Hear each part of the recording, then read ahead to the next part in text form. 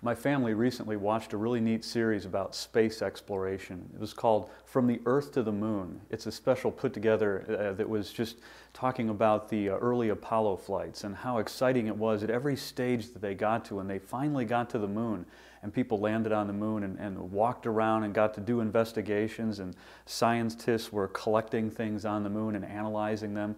It was really exciting because it was new. And when I was a kid, I guess I always wanted to be an astronaut and explore new things. When I learned how to swim when I was, 9, 10 years old and took swimming lessons, I oftentimes thought about being underwater as exploring a new place. And I used to love it to go snorkeling and to see things that were underwater, because on the Earth it seems like one of the only places we haven't explored yet, in depth, pardon the pun, is deep down in the water. I just love the idea of exploring and think it would be neat to find new things. And that's how Europeans felt back in the 15th century. They wanted to discover new things. They had heard stories of people groups that lived far away and wondered what those people groups were like. When things seemed very difficult in Europe, they were wondering if there was some resources that were available in other places around the earth that might be valuable to them, if they could engage in trade with people that were far away or meet new peoples and learn new things. The whole era of the Renaissance that had come along and preceded the era of exploration got people wondering more about who people are and how we relate to one another, and how we know that when someone makes a truth claim that that's correct. So as these explorations began pushing the envelope, so to speak, of the known world, we find Portugal on the forefront of these explorations. Portuguese sailors like Henry the Navigator and Bartholomew Diaz and later Vasco da Gama began exploring along the western coast of Africa. And every time they stopped along the way, they seemed to have a chaplain with them, someone from a religious order who would be functioning like a chaplain to the sailors, but at the same time would begin doing some missionary work along the African coast. So the Portuguese sailors and missionaries that would accompany them would be doing this along the African coast. And the idea was to find, it sounds like a long cut, but a shortcut of sorts to get to India so that Western Europe could trade with India. You see, Muslim traders were heavily taxing any trade that went on land from Europe to India. And there were spices in India that were very valuable to the people in Western Europe. So every time a group of travelers went out, they usually had a priest with them, whether it was on a ship or by land. And these priests along the way would kind of take notes on what they found and do their best to spread the gospel along the way and tell people about the truth of Jesus Christ. Well, there was a little bit of a sibling rivalry, if you will, between the Portuguese and their next door neighbor, the Spanish. The Spanish began exploring westward out into the Atlantic Ocean, looking for a route that they could get to India that way, and the Portuguese were trying to find a route around Africa so that they could get to India. And they were oftentimes, fighting with one another over who had the right to do this exploration. Well, the Pope decided in 1493 that he was going to get these two sides together and talk to them about which country was going to be able to take which route so they wouldn't be fighting with one another. I mean, after all, they were all good Catholics, so, why be fighting with one another about these things? What was decided in the next year in 1494 was called the Treaty of Tordesillas, where there was a line of demarcation set up halfway through the Atlantic Ocean, stretching from North Pole to South Pole, that kept the Portuguese exploration and missionary movements on the east side of that mark, and then the Spanish explorations and missionary work on the west side of that mark. The idea was, the Portuguese thought they had gotten the better of the two deals because they knew where the land was around Africa and felt like they would have the best trade route to India. The Spanish, on the other hand, thanks to the exploration and discovery of Christopher Columbus in 1492 at the end of the 15th century, realized there was a vast new world out there whose resources could be mined, and perhaps trade routes found to India that might be shorter that way.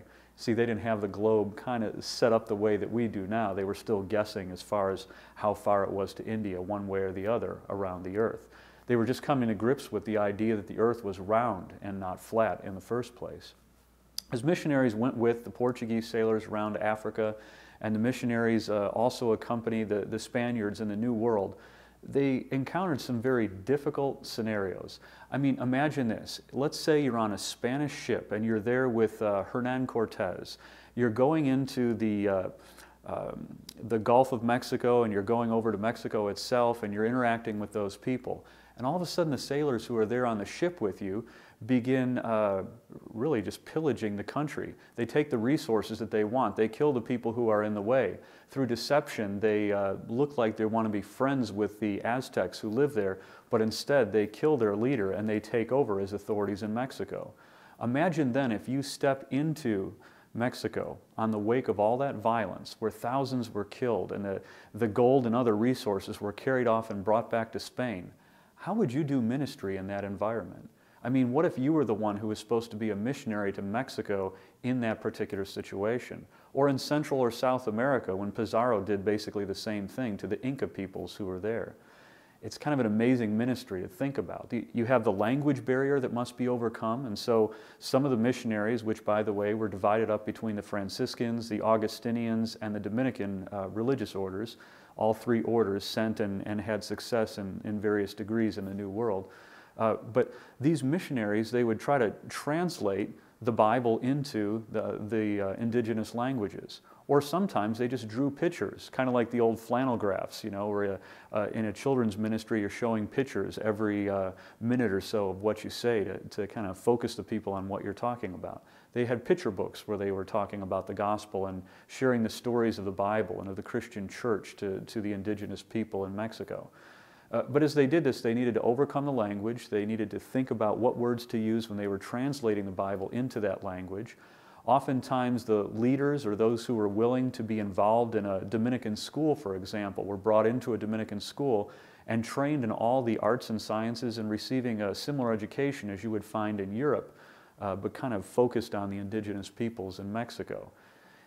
Missionary work in the New World was somewhat successful, especially with the people of the indigenous people who were established in towns. So as these missionaries came in and the explorers came in and the early colonists came in from Spain, they oftentimes established forts and towns and tried to get the indigenous people to live within those walls or operate within cities, because they found that evangelism and conversion was much more successful in an urban environment, if you will. However, the people who were nomads, who were warriors out on the plain, who kept moving from day to day and week to week, they were very difficult to reach with the gospel and convert to Christianity. So there was kind of that frustration or that struggle there as well as far as early missionaries were concerned. The Portuguese missionaries, they followed the example of the Muslim traders, where in Western Africa, the Muslim traders decided if the African chieftains were going to convert to Islam, that way maybe there would be a trickle-down effect from the chief to the other people who were there in their tribe. So the Portuguese missionaries tried the same tack, basically. They tried to convert the chiefs first, hoping that they in turn would be able to persuade their people that that's the direction that they should go. Whether it was in Africa or in the Americas, one problem was still the same. People wanted to hold on to their own religions, and although they were willing to embrace some things about Christianity, they were more interested in what we might call a syncretistic movement, where they wanted to keep certain elements of their indigenous religion and also mix it in with Catholicism. Of course, for Roman Catholics, they would have none of that, because conformity or compliance to Rome and the standards that they set was the sign of a true faithful Catholic. Someone who was really following Christ was really following the leadership in Rome.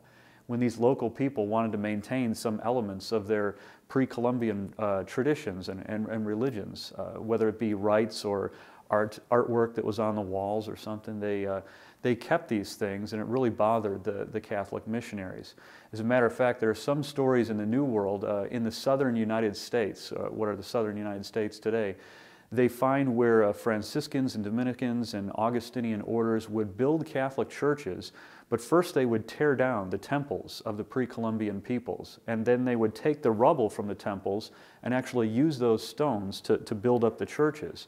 And oftentimes you can look at these early Spanish Catholic churches in the southern United States and northern Mexico and see parts of the old pagan temples that have kind of been cemented into the wall. They also hired local artisans who were belonging to the indigenous people to craft out these Catholic churches, and sometimes those artisans would actually do sculptures or artwork that contained some of their pre-Catholic deities, so to speak. So you can see that artwork there as well. It was quite a challenge to be a missionary on the heels of all this violence. If you were a Spanish missionary or even a Portuguese missionary in Africa, this is a difficult thing to do, to overcome the language, to figure out how Catholic did people need to become really to be Christians. It's kind of like the Jewish-Gentile controversy in the first century. How Jewish do Gentile Christians need to be in order genuinely to be Christians? We continue asking those questions today. And even in the modern missionary movement, we continue to ask, should we try to convert these people to a European or American culture first and then Christianity as well? I mean, is that what we're doing? Or what does African religion look like? What would Christianity in Asia or South America look like? Does it have to look American? Does it have to look British? Does it have to look Roman? Well, of course not. But what are the similarities and what are the differences? That's the ongoing discussion that we need to continue to have.